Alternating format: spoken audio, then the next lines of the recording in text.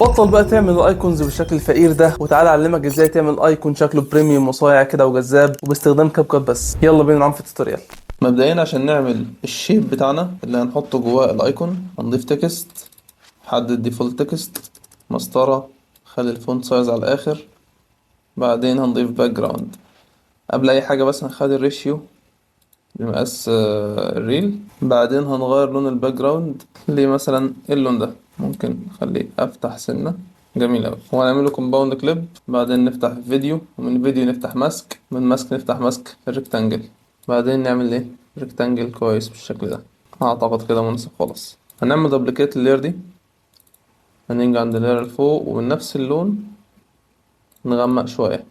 هنغمق من الباك جراوند مش من لون التكست عشان ما نتلخبطش.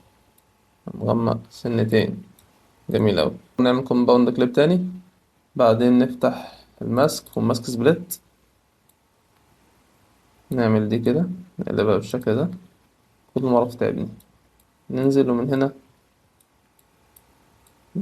نعمل فيذر بالشكل ده عشان تدينا تأثير الجراديانت. حلو. جميل أوي، عظيم جدا، تحفة، لذيذ. هنعمل دبليكيت لللاير اللي تحت. حلو. وهنخش جواها ونخليها أفتح لون من اللون ده. جميل. وليكن حاجة بالشكل ده.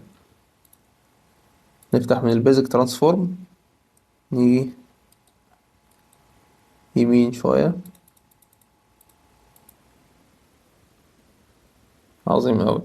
نفتح الماسك، نعمل كومباوند كليب، نضيف ماسك، نخلي ماسك سبليت ونعمله بالشكل ده. عظيم جدا. هنعمل دبليكيت لنفس اللير، بس هنخلي بقى ايه الماسك هنا او اللير تطلع من الجنب ده. نفتح ترانسفورم من محور الاكس، نعمل كده بالشكل ده. عظيم جدا. هنعمل اللير اللي فوق دي دبليكيت تاني، نعمل كومباوند كليب تاني. بعدين هنخليها برضو افتح لون من اللون الاصفر ده. حلو. نطلع برا كومباوند كليب، نعمل كومباوند كليب كمان. نفتح الماسك، هنخليها فوق الطبقات كلها. نضيف ماسك فيلم ستريب، نخليه بالشكل ده. بعدين هنجيب الايكون اللي احنا عاوزين نعمله، نخليه افتح سنة بسيطة بالشكل ده. نفتح موقع فلات ايكون، نجيب مثلا لايك، بس احنا مش عاوزين لون اسود. نضغط كده edit ايكون، هنخليه اي لون، اي لون ايا كان.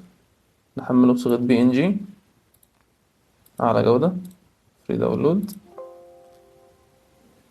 في الدي عادي. نفتح كاب كات، امبورت اللايك. جميل اوي. هنضيف اللايك هنا بالشكل الجميل ده،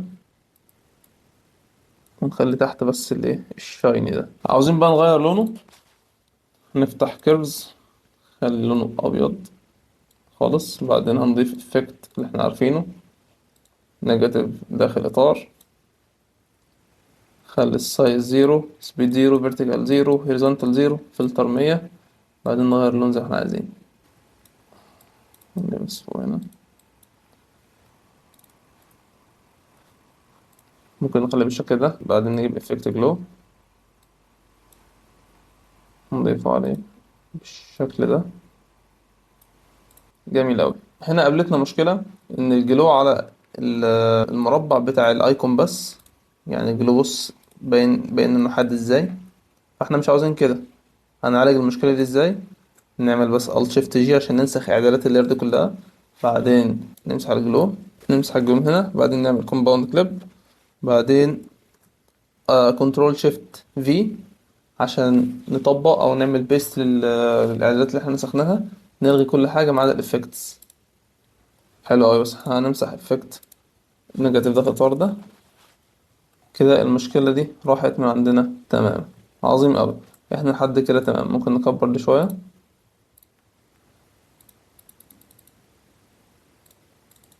نخش نلغي بتاع الرخمة دي لما تتعمل لوحدها.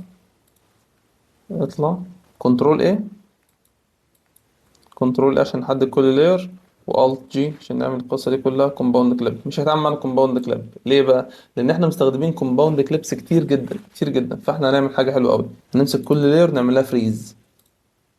نمسح دول كده ادي كده فريز. طالما انت عامل كومباوند كليب لكذا لاير او للاير واحده كذا مره، فالكومباوند كليب ما بيطبقش معاك. فاحنا بنعمل فريز اكننا بناخد صوره للاير عشان ما تصدعناش بقى القصه دي. امسح كومباوند كليب، خش جوه فريز فريز. حلو جدا. احنا ممكن بقى نحدد كل ده عشان ما يبقاش لير كتير على الفاضي، ونعمل لها هي نفسها فريز بحيث يبقى الشيب نفسه معمول له فريز. جميل، احنا كده تمام قوي. نحددهم الاتنين ونعملهم كومباوند كليب ونحط عليهم افكت الجلو، يبقى معانا بالشكل ده. نقدر بقى نتحكم فيه براحتنا، نجيبه يمين نجيبه شمال، نعمل له باونس. يعني في طرق كتير جدا تقدر تتحرك من الانيميشن باختيارات كتيرة وعريضة. ممكن بالشكل ده كي فريم ترانسفورم، كي فريم هنا كمان، وعند الكي فريم الأولاني من هنا ننزل تحت، نعمل جراف راوند ان، ونطبق موشن بلور عشان يدينا الواقعية والسلاسة في الحركة. رهيب، رهيب جدا جدا جدا. دلوقتي أنا عاوز أغير الأيكون واستخدم كذا ايكون او استخدم كذا حاجة تاني. ببساطة ادخل جوه الكومباوند كليب وهغير الايكون ده، اجيب اي ايكون مكان ده. ده هنجرب عشان يبقى الموضوع واضح قدامك تبقى فاهم معايا خطوة بخطوة. وليكن علامة اليد دي هنسحبها كده دراج اند دروب وهنبدلها بايكون دي. جميل اوي. بس دولت مش عارف ما بيطلبوش ليه. اطلع. طبقت معانا هنا بالشكل الجميل ده. كليك يمين سيف بريسيت، بحيث نعوز نستخدمها بعد كده نستخدمها براحتنا ونغير فيها براحتنا. هندخل من يورز ماي بريسيتس، ننزل تحت هنسحبها كده بالشكل ده، هنلاقيها معانا نخش نعدل عليها زي ما احنا عايزين. بس كده. اتمنى اكون انبسطت بالحلقه واتمنى اكون استفدت. ولو انت استفدت ما تنساش تدعي لي وما تنساش تدعم القناه، واكتب لي في الكومنتات مستني ايه الفتره الجايه او انت عاوز ايه، وان شاء الله نعمل محتوى يفيدكم باذن الله. سلام.